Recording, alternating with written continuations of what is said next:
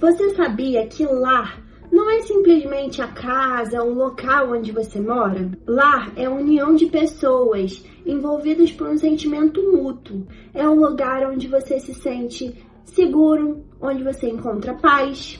E algo tão importante assim precisa de muito cuidado, não é? Então, como fazer para proteger o nosso lar? É sobre isso que nós vamos conversar hoje. Oi, meu nome é Clara e no vídeo de hoje do Espiritismo para Todos nós vamos falar sobre Evangelho no Lar. O Evangelho no Lar é uma atividade muito importante para manter a harmonia, as boas vibrações dentro da nossa casa, entre os nossos familiares, porque nesse momento em que você se dedica a estudar o Evangelho de Jesus dentro da sua casa, os benfeitores espirituais vão até lá, vão realizar um trabalho espiritual que vai ser necessário naquele momento. E é nesse momento que você abre as portas da sua casa e as portas do seu coração para receber a espiritualidade amiga, que eles vão poder atuar e ajudar a realizar esse trabalho espiritual dentro da sua casa. E assim eles nos auxiliam a esclarecer a nossa mente para encontrar as respostas que a gente está precisando. O culto no lar não deve ser algo com um modelo assim rigoroso a se seguir, porque o culto do Evangelho no Lar nada mais é que um momento em que você e sua família vai ter para se conectar com Jesus, estudar os ensinamentos de Jesus. Então isso é algo muito pessoal, vocês podem fazer da maneira que vocês se sentirem mais confortáveis. Mas existem algumas coisas que são muito importantes para esse momento. Por exemplo, marcar um dia e um horário fixo na semana para você realizar essa atividade. Por quê? Eu penso assim, gente, não só porque é um compromisso consigo mesmo, porque assim, quando a gente quando a gente se compromete em fazer alguma coisa que vai ser bom para o nosso espiritual, que vai ser bom pra gente, pode ter certeza que vai aparecer 1 milhão de empecilhos, né? Um monte de imprevistos. E se você não tiver firmeza e compromisso, você vai acabar cedendo e aí quando você vê, pronto, você já não está mais praticando semanalmente.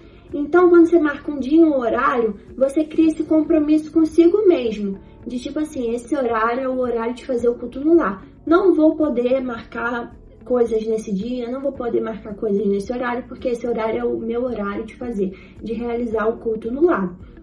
Então, você vai adaptando as outras coisas, as outras atividades dentro da sua agenda, mas sem interferir naquele dia e naquele horário. Isso ajuda, é muito bom para você manter uma constância.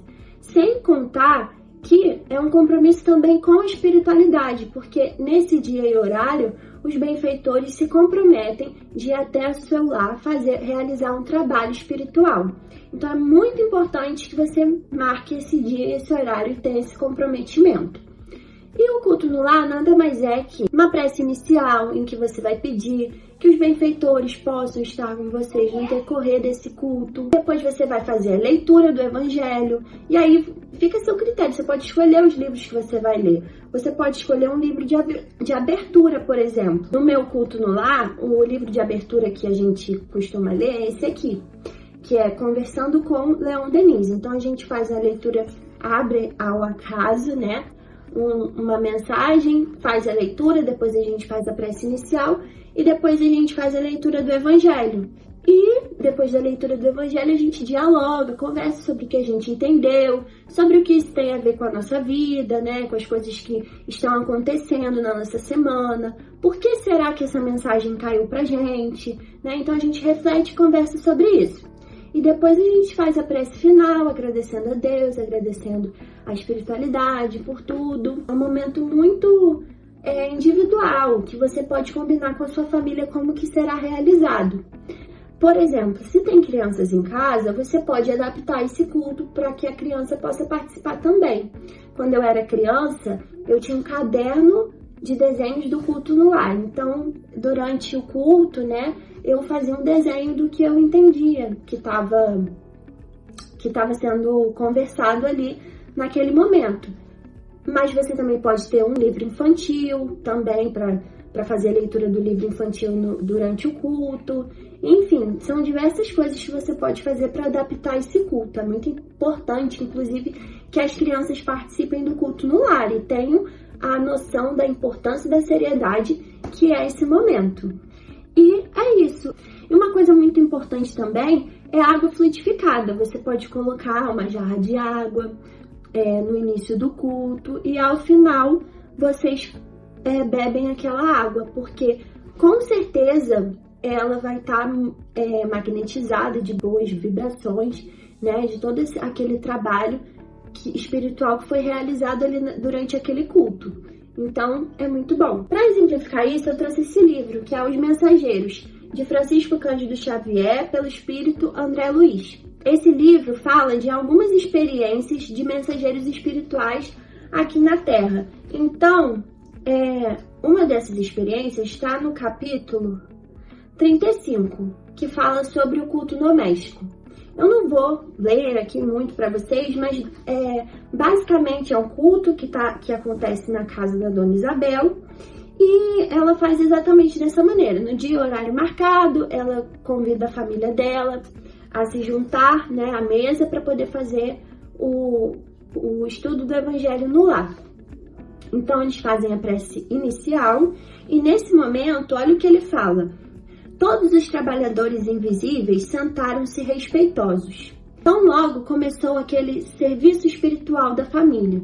As luzes ambientes se tornaram muito mais intensas. Então aí a gente consegue ver a seriedade, porque na visão espiritual, no momento do culto, todo o lugar se irradia de luz, porque é um momento em que todos estão conectados ali naquela vibração de amor, de paz. E aí, é uma parte que eu acho muito legal, é essa que ele fala assim: Dona Isabel abriu o Novo Testamento, como se estivesse procedendo ao acaso. Mas, em verdade, eu via que Isadoro, do nosso plano, né, que ele era um espírito, intervinha na operação, ajudando a focalizar o assunto da noite. Gente, quem nunca abriu o Evangelho ao acaso e veio aquela mensagem que a gente estava precisando ouvir? Eu sempre. Porque realmente o acaso não existe, nós já sabemos disso. E principalmente quando você se prontifica, né, a receber os amigos espirituais, você pode ter certeza que eles vão guiar cada ação, cada palavra que vai acontecer no decorrer daquele culto. Isso me lembra aquela questão do Livro dos Espíritos. Kardec pergunta se os espíritos influenciam a gente. E eles respondem, mais do que imagina. Eles vos dirigem. Então, por isso a importância da gente estar sempre se conectando com os bons espíritos, né? Para que a gente possa ser influenciado de maneira positiva. Assim, a gente fica mais receptível também às orientações do nosso anjo da guarda, né, que está sempre nos intuindo. Assim, a gente fica mais receptivo às boas influências, né, que vão nos ajudar a seguir aí a nossa caminhada. Porque, às vezes, a gente está na nossa casa lá, vivenciando uma situação difícil, um conflito, a gente conversa, mas não se entende, a gente briga o tempo inteiro e não consegue resolver e tá vivenciando aquilo ali, ou às vezes nem houve diálogo, tá só aquele sentimento guardando ali, remoendo aquilo e não consegue ser resolvido. E aí nesse momento do culto, a gente pode receber as boas orientações, a gente se torna mais receptivo e é uma ótima oportunidade também para estar conversando e resolvendo as situações à luz do Evangelho de Jesus. E é claro que as coisas também, esse tipo de coisa não se resolve de uma hora para outra, né? A gente precisa manter essa constância do estudo do Evangelho no lar. E nós sabemos que a família é muito complexa, né? São espíritos, né, que possuem laços de outras vidas, que podem ser laços de afinidade, como podem não ser. E a gente encarna aqui na mesma casa, na mesma família, todo mundo junto, para conviver junto com as diferenças. E é algo muito difícil. Então, quando a gente consegue estabelecer essa conexão com Jesus, com a espiritualidade amiga dentro da nossa casa, a gente consegue manter uma melhor convivência, a gente consegue se esclarecer melhor, consegue enxergar melhor as situações, é mais fácil para resolver, né? Além disso, gente, nesse momento do culto, não é só a família que é beneficiada. Toda a rua, toda a comunidade recebe essa boa influência. Como diz no texto de Joana de Ângeles, que está no livro SOS Família, de Valdo. O texto se chama Jesus Contigo. E esse texto fala coisas muito bonitas sobre o culto no lar. Vale muito a pena dar uma lida. E ela fala isso nesse trecho aqui.